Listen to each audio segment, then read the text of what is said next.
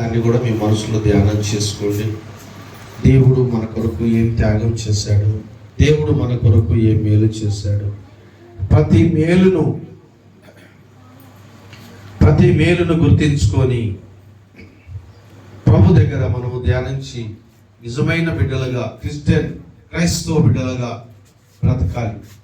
యేసుని అంగీకరించిన బిడ్డలుగా మనం బ్రతకాలి. యేసు ప్రభువుని మన హృదయంలో చేర్చుకున్న బిడ్డలుగా బ్రతకాలి. దేవుని కోసం నిలబడి త్యాగపూర్తిమైన జీవితాన్ని కలిగే బిడ్డలుగా బ్రతకాలి. యేసు దగ్గరికి వచ్చిన మనము అన్ని విషయాలలో జాగ్రత్త కలిగిన వారమై దేవుని దగ్గర బ్రతకాలి. కనుక మన ఆలోచన, మన చూపు, మన తలంపు, మన నడక, మన నడవడిక అన్ని కూడా మార్చుకోవాలి.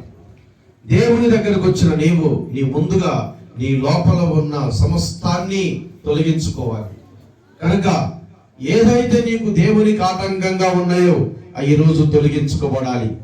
ఈరోజు ఇప్పుడే నీవు ప్రభు దగ్గర ఒక్కసారి నువ్వు జాగ్రత్త కలిగి ప్రార్థన చేసుకోవాలి.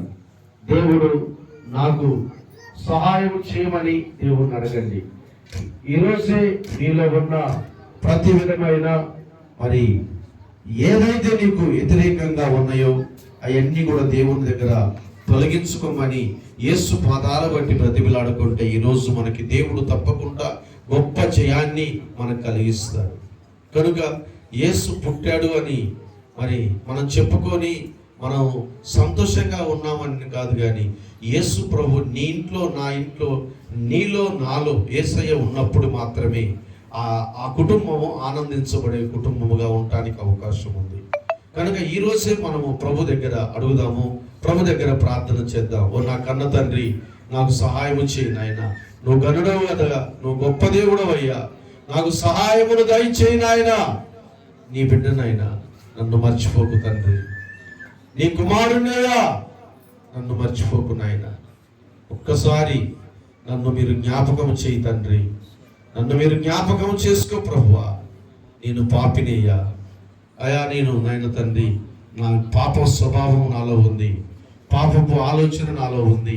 పాపముతో నిండి ఉన్న నన్ను కడిగి వేసి పరిశుద్ధునిగా చేసి నీ రక్తముతో కడిగి శుద్ధి చేసి ప్రభువా నీ బిడ్డగా మేమందరము బ్రతుకున్నట్లుగా సహాయము చేయయ్యా అని మనందరం ప్రార్థన చేయాలి. నేను తప్పు చేశా, నీకు దూరంగా ఉన్నా, ఇన్ని రోజులు దూరంగా ఉండి తప్పు చేశా, కనుక ఇక నుంచి ఆ పొరపాటు చేయకుండా అయ్యా నా పట్ల గొప్ప కార్యం చేయండి. నాలో ఉన్న లోపాలను మీరు ఈరోజు ఎత్తిపట్టి చూపించారు, మాట్లాడారు. నేను సరి చేసుకోవాలి ప్రభువా, సరి చేసుకోవాలి నాయన. నా బ్రతుకును తీర్చిదిద్దుకోవాలి నాయన.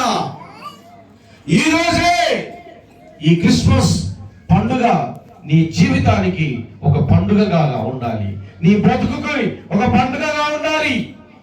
పండుగ అంటే కొత్త బట్టలు వేసుకునేది పండుగ కాదు, కొత్త బట్టలతో జీవించేది పండుగ కాదు. ఈ రోజు నా జీవితంలో అయ్యా ఇగో నాయన పండుగ అంటే, అయ్యా ఇగో నాయన నా హృదయంలో ఒక పండుగ ఉండాలి నాయన. నా హృదయంలో, నా తలంపులో, నా ఆలోచనలో నాయన పాపము అన్ని తొలగించి నా జీవితంతో నీ ఆత్మతో నింపి నన్ను నడిపించి అయా నీ బిడ్డగా నేను బ్రతికినంత కాలము జీవిస్తాను తండ్రి అని చెప్పి దేవుని దగ్గర మనందరం ప్రార్థన చేసుకున్నాం. అందరూ కూడా ప్రార్థన చేసుకున్నాం. గొప్ప దేవుడైన ప్రార్థన చేసుకున్నాం. సర్వశక్తి మిక్కిలి కనికరము కలిగిన మా ప్రియ పరలోకపు తండ్రి, నీకు వందనాలు చెల్లిస్తూ ఉన్నాము నాయన. నీవు ఎంత గొప్ప దేవుడు నాయన, సర్వశక్తిమంతుడవయ్యా. అయ్యా నీకు స్తోత్రాలు నా ప్రభువా. నీకేమిచ్చి రుణము తీర్చుకోలేము నాయన. ప్రజలందరూ నాయన అయ్యా ఈరోజు వాక్యం విన్నారు నాయన, ఈ వాక్యానికి లోబడిన వారై బ్రతుకున్నట్లుగా చేయండి ఆయన. ఈ వాక్యము నాయన రా తండ్రి, అయా నాయన తండ్రి, ఈ వాక్యము ప్రతి శరీరంలో ఉండును గాక నాయన, ప్రతి శరీరంలో ఉండును గాక నాయన. అయ్యా వారి జీవితం, వారి కుటుంబము నాయన త్యాగపూర్తిగా ఉండునట్లుగా చేయండి ప్రభువా. ఈరోజు నీ బిడ్డలు వాక్యం విన్నారు, వెళ్ళి లోకములో కలిసిపోక, లోకములోనైనా ఉండక అయ్యా వేరే ప్రత్యేకంగా నీ వాక్యము చేత వేరు చేయబడిన వారమై అయ్యా నీ బిడ్డలుగా మేమందరం తీర్చిదిద్ది బ్రతుకున్నట్లుగా చేయమని అయ్యా నాయన తండ్రి, నీవు పుట్టిన ఎక్కడైతే పుట్టావో నీ జన్మ యొక్క విధానం ఏంటో అయ్యా ముందుగా చరిత్రపూర్వకంగా నాయన అయ్యా నువ్వు పుట్టబోతున్నావు అని తండ్రి ముందుగానే అయ్యా రాయబడి ఉన్నాయి. చరిత్ర గ్రంథాలన్నీ కూడా క్రీస్తు పూర్వ పుట్టక ముందే రాయబడి ఉన్నాయి. అయ్యే ప్రభువా పుడతాడు అని చెప్పి రాయబడి ఉన్నాయి. అదే ప్రకారంగా జరిగింది.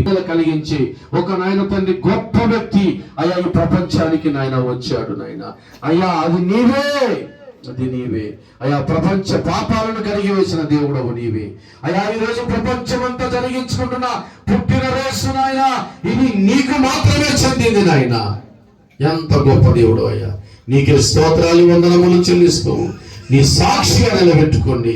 మీరే మహిమ పొందండి, ఘనత ప్రభావములు పొందమని అయ్యా. ఇంతవరకు నాయన మా ప్రార్థన విని జవాబిచ్చావు, నీకే వందనాలు చెల్లిస్తూ ఘనత మహిమ నీకే చెల్లిస్తూ మమ్మల్ని నీ యొక్క సజీవమైన రెక్కల సాటున భద్రపరిచి మేలు కొరకే సమస్తాన్ని జరిగించి మీరే మహిమ ఘనత ప్రభావములు పొందుతారని అయ్యా ఈ వాక్యం చెప్పిన నీ బిడ్డలు కూడా దీవించి ఇంకను బలపరిచి అనేక ప్రాంతాలలో బలమైన సాధనలుగా వాడుకోమని ప్రార్థిస్తూ ఉన్నాం అయ్యా. ఇక్కడ ఉన్న సేవకులందరిని బట్టి వందనాలు, సేవకురాలను బట్టి వందనాలు అయ్యా. విశ్వాస బిడ్డలందరిని బట్టి వందనాలు అయ్యా.